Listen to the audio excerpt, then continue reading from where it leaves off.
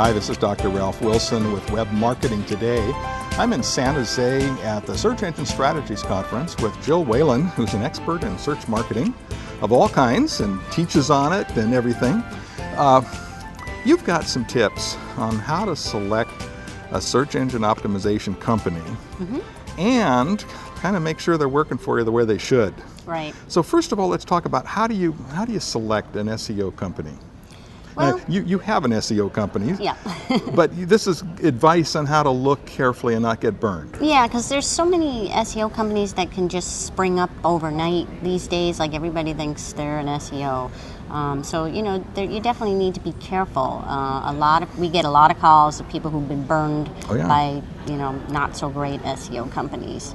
So some of the things are just time in business. How long have they been in business? So how long have you been in business? It's a good question. Yeah, it's a good question. And then you want to get referrals as well from testimonials from some of their clients, stuff like that, to make sure they really have a business, really have clients. And this is kind of like hiring a contractor to fix your kitchen. It's very similar. Who have you worked for, and could I have a phone number so I could talk to them? Right.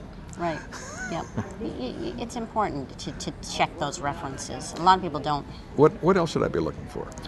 Let's see. You want to know, what are they transparent with what they're going to do for your website? Are they actually telling you what they're going to do, or are they saying, well, it's a proprietary stuff? You don't need to know. Don't worry your pretty little head over it. Okay. But they should be able to tell you exactly what they're going to do without, giving away the whole farm so that you just do it yourself. But definitely, let you know what's their procedure. Are they doing keyword research? There's certain things you want to make sure they do for your website. If you're doing organic SEO, they need to do keyword research. Typically, would be a first thing. They need to be checking your competitors' sites and let's see what else they want.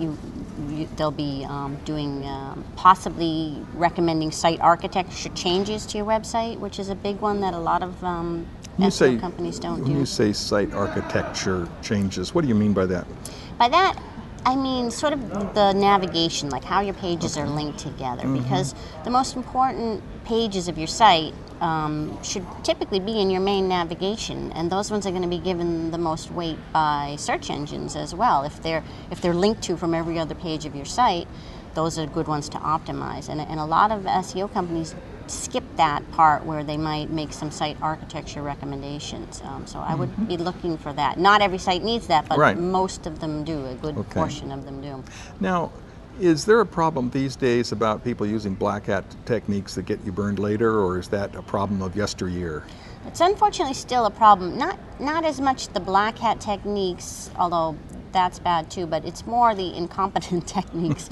Like they're doing, a lot of SEO companies are doing stuff that really doesn't move the needle, doesn't make much difference. And so you pay for all this time and work, and they make changes to your site that just don't make a difference. Like now, we've talked about things to look for in selecting an SEO. Now, what are some of the things to watch out for that don't move the needle like you're talking about? What are some of those? And a lot of these things are not bad things in and of themselves, but if this is all they do, like their big thing now is to put out like an XML sitemap to Google, and there's nothing wrong with doing that, but if it doesn't really get you anywhere unless you have a site with millions of products, a big site. Something like that. And they're putting new ones in every day.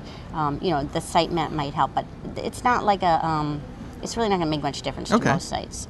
What other things that might be kind of redundant or not important? The other thing that sounds all cool and techy is page rank sculpting. You hear this all the time now. Let's sculpt your page rank, so we'll put the link juice to specific pages of the website, and we'll no-follow link all these other ones. And and it sounds all cool and techy, and a client usually doesn't know what it means. And it's one of those things that really isn't going to have much effect, if any, especially these days, because there's, Matt Cutts says that your page rank will just evaporate now if you put no follow links on. But besides that, even before he said that, it's one of those things that it's just usually a big waste of time, because there's so many other more Okay. basic things you need to do. Anything else that you see people sort of doing stuff that isn't important? Sometimes changing the URLs so that they have keywords in URLs. If your pages are getting indexed, even though they have kind of ugly URLs, there's no reason to change them.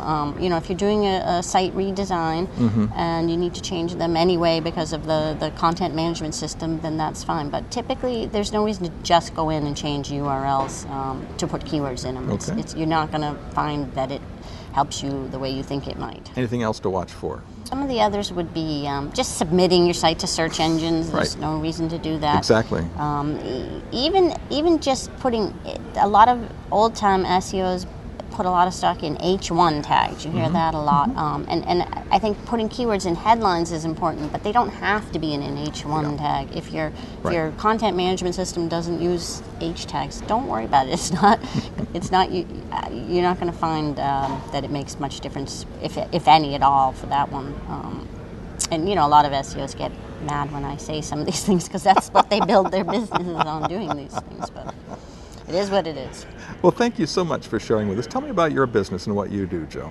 So I do organic SEO for the most part. We offer classes in our office, very small classes with just 6 people in them, and it's almost like consulting and classes together. We look at the websites, their websites. Do some services where I actually do the work, or our company does the work, but a lot of it is education based. I have a free newsletter that's all educational, and